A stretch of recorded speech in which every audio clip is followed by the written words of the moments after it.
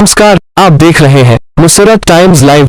एक नजर आज की इस विशेष रिपोर्ट पर। मारूफ अली ने कहा, अगर देश व समाज की तरक्की करनी है तो अब युवाओं को आगे आना होगा, तभी हम तरक्की कर पाएंगे। समाज सेवी मारूफ अली से हमारे संवाददाता मोहम्मद अनीस ने खास मुलाकात कर उनसे बुलंद मस्जिद कॉलोनी की समस्याओं के बारे में जाना। सुने उन्होंने क्या क्या बताया।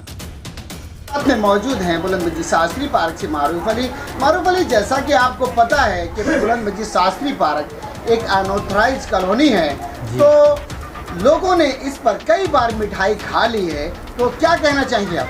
मेरा नाम मारूफ अली है। मैं बुलंद मस्जिद शास्त्री पार्क कॉलोनी का निवासी हूँ और गांधीनगर विधानसभा का एक निवासी हूँ। मैं आपको ये जानकारी देना चाहूँगा कि कुछ साल पहले जब कांग्रेस की सरकार थी तो भी कॉलोनी पास हो गई कि अफवाहें उड़ाई गई और अनऑथराइज कॉलोनी हमारी लगती है, लेकिन आज तक इसको पास नहीं करा। अगर अभी ये केंद्र में बीजेपी की सरकार आई, इन्होंने भी कहा कि हमने कॉलोनियों को पास कर दिया है, अथोराइज कर दिया है, वहाँ की आप रजिस्ट्री करा सकते हैं, लेकिन डीडीए वालों की तरफ से हमारी बुलंद मस्जिद शास्त्री पार्क कॉलोनी को उससे लिस्ट से निकाल दिया गया। वो भी 2 महीने 3 महीने नहीं, कम से कम 8-9 महीने के बाद में उन्होंने लिस्ट से निकाल दिया।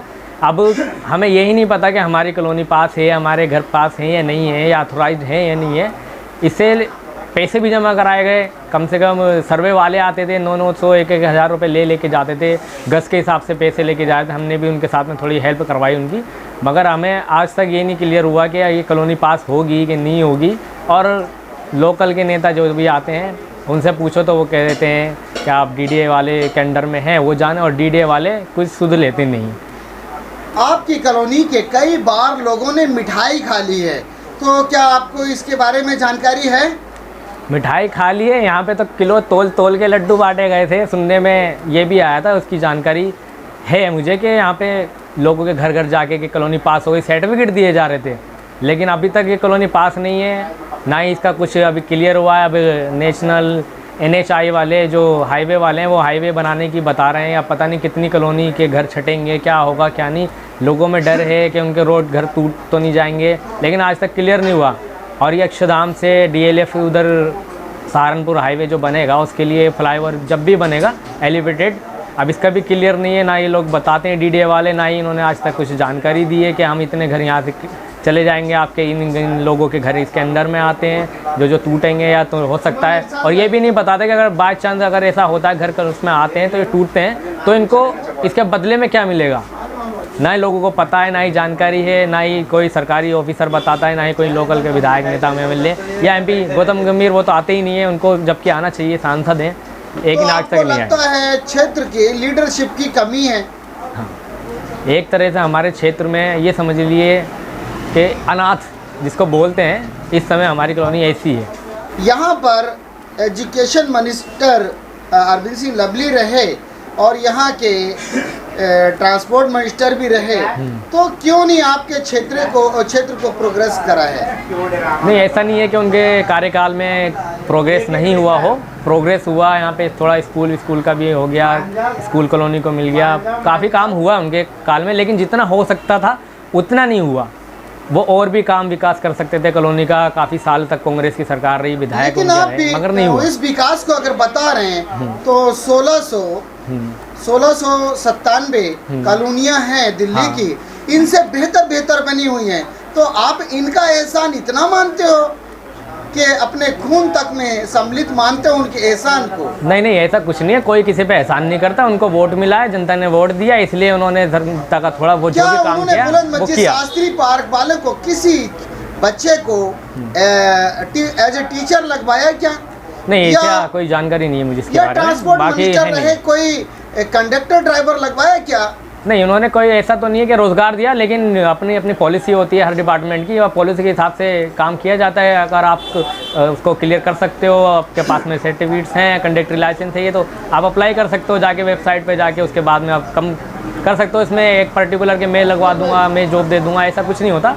आपको प्रोसेस के हिसाब से चलना पड़ता है, और वो प्रोसेस अगर यहाँ के हम आम लोगों ने किया होता तो इंशाल्लाह उनको भी जॉब लगती ज़रूर, लेकिन जानकारी की अभाव, बस यही जानकारी नहीं होती है तो नहीं कर पाते हैं, और इसी वजह से काफ़ी लोग नहीं कर पाए। लेकिन यहाँ पर पूरे देश में कांग्रेस का जो ग्राफ गिरा है और यहाँ पर जो है अंधभक्ति कांग्रेस की बहुत है, लड़ने को तैयार हो जाते, आज भी बदलने को तैयार नहीं है, क्या कारण है? कारण यही है कि क्योंकि जो पूर्व विधायक यहाँ के रह चुके हैं वो लोगों से थोड़ा आम मेल जोल अच्छे से रखते थे, और कुछ खास लोगों को बुला बुला के अपनी हवेली कोठी जो भी उनकी एक हैगी बनी हुई वहाँ पर बुला देते हैं, अच्छे से वार्तालाप करते थे, और जो भी आप समझ सकते हो क्या क्या उनको दिया करते होंगे। तो उसके चक्कर में लोगों को वो भ्रम में रख के काम होता था सारा।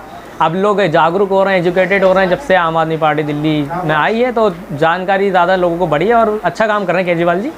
इंशाल्लाह यहाँ पे जब विधायक होगा या काउंसलर हमारा आ जाए आम आदमी पार्टी वालों का, तो काम ज़रूर होगा।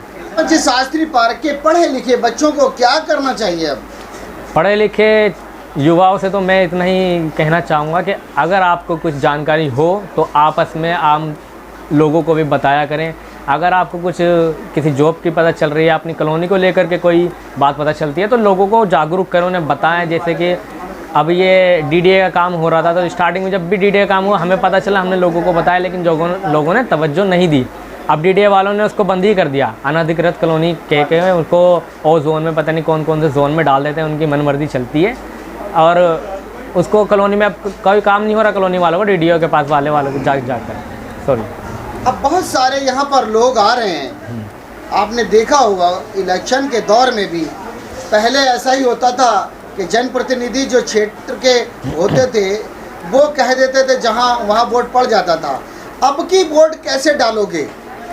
देखिए, पहले जो वोट पड़ता था वो बुज़ुर्गों की बातों पे पड़ता था, और जितने भी हमारे सीनियर्स होते थे या घर कॉलोनी के जिम्मेदारान होते थे वो कहते थे तो वोट डाल दिया जाता था। लेकिन आजकल जनता जागरूक हो चुकी है, वो वोट उसको ही देती है जो काम करता है, और सबका हक है अपना अपना प्रचार करने का, लड़ने का इलेक्शन। तो इसमें कोई बुरी बात नहीं कि कोई आके कहता है कि मैं भी लड़ूंगा इलेक्शन या मैं इस पार्टी को सपोर्ट करता हूँ, इसमें कोई गलत बात नहीं है। वो अपनी कर रहा है काम, और इंशाल्लाह अगर उस मेहनत करेगा, आम जनता की भला करेगा, उनको प्रॉफिट होगा उससे, तो इंशाल्लाह वो जीतेगा भी, चाहे किसी भी पार्टी का हो। लेकिन जनता का फ़ायदा होना चाहिए उसके आने से, उसके होने से। तो युवाओं को यहाँ पर कैसी एक्टिविटी करनी चाहिए जानकारी के लिए, और अच्छे प्लान जो इलेक्शन नेता लड़ेंगे उनसे काम करवाने के लिए? युवाओं को अभी फ़िलहाल मुझे नहीं लगता इतनी ज़्यादा जानकारी है, मगर हाँ, अगर जो कैंडिडेट अपने आप को उतार रहे हैं या फिर वो लड़ने के मूड में हैं इलेक्शन, तो मैं तो उनको ये सलाह दूंगा कि आप कुछ शिविर लगवाइए, कैंप लगवाइए, जिसमें आप युवाओं को रोज़गार की जानकारी दें, उनको कहाँ पे कैसे अप्लाई करना चाहिए, कौन से कोचिंग सेंटर में करना चाहिए। दिल्ली सरकार भी मुख्यमंत्री ऐसे कोई योजना है, भीम योजना, उससे भी करवाती है, लेकिन अब उसकी जानकारी लोगों में नहीं है। अभी लेबर कार्ड बन रहे थे, उसकी जानकारी लोगों में नहीं थी, तो क्या करते। इसलिए जानकारी होना बहुत ज़रूरी है, और ये जानकारी जो सरकार के अंडर में हैं, जो जानकारी रखते हैं, उनको कैंप लगा के लोगों को जागरूक करना चाहिए।